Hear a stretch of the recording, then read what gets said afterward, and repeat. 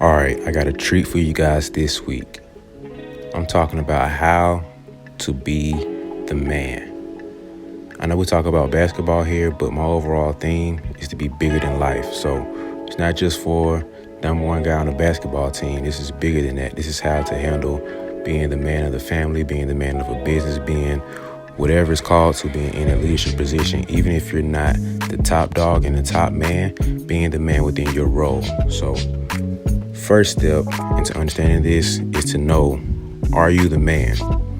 So when I say this, you need to know your role and to know when you're called upon, how to act in that role.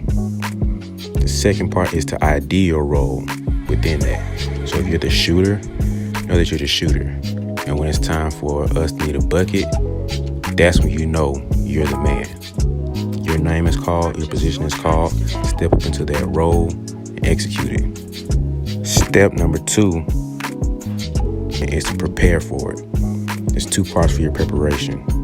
You have to mentally prepare and know what's required for you on a daily basis or game by game, practice by practice. Now, how do you do that? Is by practicing meditation and by visualization. Knowing what your coach needs you to do, knowing what your leader needs you to do, and by mentally taking yourself through those steps and visualizing you going through that routine. The second part of it is physically training for those moments and those situations. You know you're going to take this shot at the end of the game, so go ahead and play that game we all did growing up. Count down 5, 4, 3, 2, 1, and you take that game-winning shot and you play it over and over again. You know you're going to take that pull-up 3, so you practice it over and over again. You're going to hit that AR crossover, then practice that move in that situation. You physically take yourself through those moves, prepare yourself for it. Preparing for a big speech, go ahead and practice those lines over and over again. So by the time you have to give that speech, you physically have done it more than that one time. So part number 3 of how to be the man. Seek advice and get some guidance and help from people who have done it before. Find others who have been in that role or a similar role to it. That's the easiest way to get over some of these hurdles that you would trip over from your inexperience. You're a player, go to your coach and see, how do you execute that role? Get guidance on how I should best execute it and how I can make sure that I contribute to the team overall. Next is to know you can't do it by yourself. So just because you play your role doesn't mean that's the end of the game. You have to hold others accountable for their role too. So like I said before, if you're the shooter, it's not your job to be the ball handler and the defensive player and to be the rebounder and to be the coach and to be the GM. It's impossible for you to execute on all these roles. So you have to know your role, know where you function best at. If you're in a business, you can't be the front service clerk, you can't be the hostess, and you can't be the waiter, and you can't be the chef.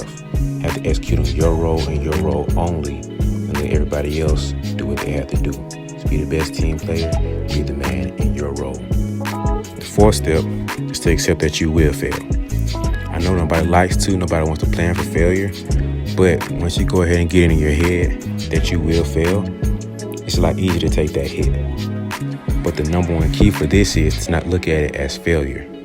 Look at it as a lesson to learn from.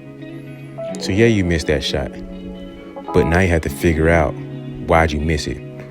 What made you miss it? Was it you taking the bad shot? Was it you rushing your shot? Or was it just good defense? Was it a bad play? So once you start figuring out how to learn from those, it becomes a lesson, something as a teaching moment rather than just a failure.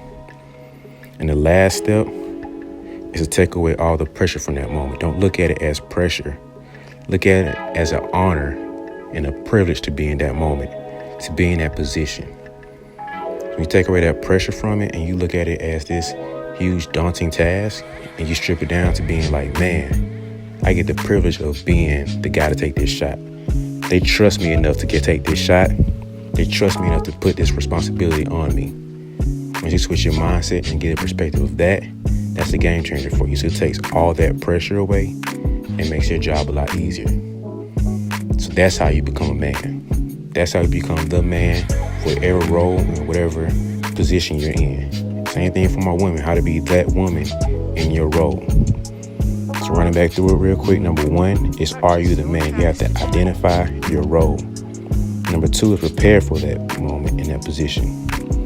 Number 3 is to seek help and get guidance on it. Number 4 is to accept that you will fail, but not just failure, but take it as lessons. And number 5 is to not look at it as pressure, but strip it down, look at it as a positive opportunity for you to grow and learn from. So I appreciate you guys listening in to me. It's another week, another episode down. So make sure that you guys go back and listen to the old episodes that we have already up. We have new ones dropping every week. Make sure you subscribe to our podcast on YouTube. Make sure you guys listen to us on Google Playlists, on Spotify, Apple Podcasts, and wherever else you get your podcasts to. Make sure you follow us on social media. Follow me at BeBall Jones, BeBall Jones on Instagram, Facebook, and Twitter.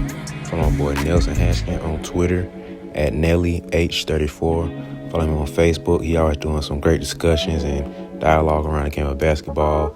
Has some good debates going on too. So if you want to get your hot takes off, go follow him and bring some good conversations over there to him. All right. So another week down, another great episode.